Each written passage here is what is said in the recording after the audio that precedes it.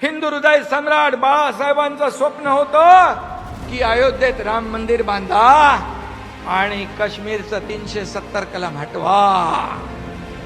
बाळासाहेब म्हणायचे मला एक दिवस प्रधानमंत्री बनवा, ही दोन्ही कामं मी करेन. मग ही दोन्ही कामं कोणी केली?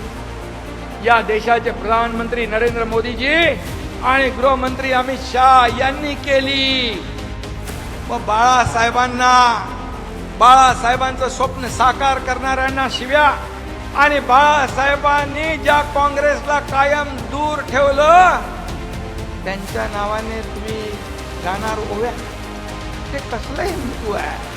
हे काय म्हणजे काहीतरी बोला, त्याला काहीतरी हे असलं पाहिजे. आणि म्हणून हिंदुत्व हा शिवसेनेचा आत्मा आहे आणि मराठी हा आमचा श्वास आहे.